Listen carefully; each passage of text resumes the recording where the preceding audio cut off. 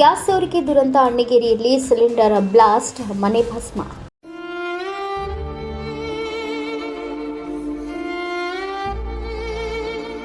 ಧಾರವಾಡ ಜಿಲ್ಲೆಯ ಅಣ್ಣಿಗೇರಿ ಪಟ್ಟಣದ ಉದಯನಗರದಲ್ಲಿ ಭಾನುವಾರ ಮುಂಜಾನೆ ಸಂಭವಿಸಿದ ಸಿಲಿಂಡರ್ ಸ್ಫೋಟದಲ್ಲಿ ಒಂದೇ ಕುಟುಂಬದ ಮೂವರು ಗಂಭೀರವಾಗಿ ಗಾಯಗೊಂಡಿರುವ ಘಟನೆ ನಡೆದಿದೆ.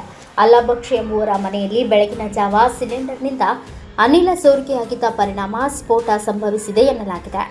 ಘಟನೆಯಲ್ಲಿ ಅಲ್ಲಾಬಕ್ಷ ಅವರ ಪತ್ನಿ 54 ವರ್ಷದ ಸಾಯಿರಾ ಬಾನು ಹಾಗೂ ಪುತ್ರರಾದ 29 ವರ್ಷದ ಅಬ್ಬಾಸ್ ಅಲಿ, 26 ವರ್ಷದ ಹಸನ್ ಸಾಬ್ ಗಂಭೀರವಾಗಿ ಗಾಯಗೊಂಡಿದ್ದಾರೆ. ಮಾಹಿತಿಯಂತೆ ಬೆಳಗಿನ ಜಾವ ಸುಮಾರು 4 ಗಂಟೆಗೆ ನಮಾಜ್ಗೆ ತೆರಳುವ ವೇಳೆ ಅಲ್ಲಾಬಕ್ಷ ಅವರಿಗೆ ಮನೆಯಲ್ಲಿ ಗ್ಯಾಸ್ ಸೋರಿಕೆಯ ವಾಸನೆ ಬಂದಿತ್ತು. ಆದರೆ ಅವರು ನಮಾಜ್ಗೆ ತೆರಳಿದ್ದು ಮರಳಿ ಮನೆಗೆ ಬರುವಷ್ಟರಲ್ಲಿ ಭಾರೀ ಸ್ಫೋಟ ಸಂಭವಿಸಿದೆ.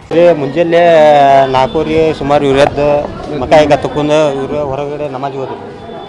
ನಮಾಜ್ ಹೋಗಿ ಇವರು ವಾಪಸ್ ನಮ್ಮ ಹುಡುಗ ಇದ್ದಾರೆ.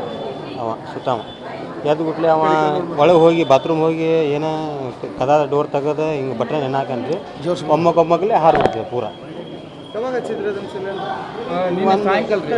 ನಿನ್ನೆ ಹಚ್ಚಿದ್ರಿ ಅದು, ನಿನ್ನೆ ಸಾಯಂಕಾಲ ಹಚ್ಚಿದ್ರಿ. ಅದು ಆನ್ ಮಾಡಕ್ಕೆ ಹೋಗಿ ಬಟನ್ ಸೀದಾ ಮನಿನ ಹಾರ್ಬಿಡ್ತೀರಿ ಪೂರ ಮನೇನ ರೀ. ಎಲ್ಲ ಕಂಪೌಂಡ್ ಹೊರಗಿನ ಗಾಡಿ ಬಿದ್ದೈತ್ರಿ, ಪೂರ ಗಾಡಿನ ಬಿದ್ದುಬಿಡ್ತೀವಿ. ಮನ್ಯಾಗ 4 ಮಂದಿ ಇದ್ದರೆ ಇವ್ರು ನಮಾಜಿಗೆ ಇದ್ರಿ, 3 ಮಂದಿ ಸುಟ್ರ. ಸ್ಫೋಟದ ತೀವ್ರತೆಗೆ ಮನೆಯಲ್ಲಿದ್ದ ವಸ್ತುಗಳೆಲ್ಲ ಬೆಂಕಿಗಾಹುತಿಯಾಗಿದ್ದು ಮನೆಗೆ ವ್ಯಾಪಕ ಹಾನಿಯಾಗಿದೆ. ಗಾಯಾಳುಗಳನ್ನು ಮೊದಲು ಗದಗ ಜಿಲ್ಲಾಸ್ಪತ್ರೆಗೆ ದಾಖಲಿಸಿ ನಂತರ ಹೆಚ್ಚಿನ ಚಿಕಿತ್ಸೆಗಾಗಿ ಹುಬ್ಬಳ್ಳಿಯ ಕಿಮ್ಸ್ ಆಸ್ಪತ್ರೆಗೆ ರವಾನಿಸಲಾಗಿದೆ. ಘಟನಾ ಸ್ಥಳಕ್ಕೆ ಪೊಲೀಸರು ಹಾಗೂ ಅಗ್ನಿಶಾಮಕ ಸಿಬ್ಬಂದಿ ಭೇಟಿ ನೀಡಿ ಪರಿಶೀಲನೆ ನಡೆಸಿದ್ದಾರೆ.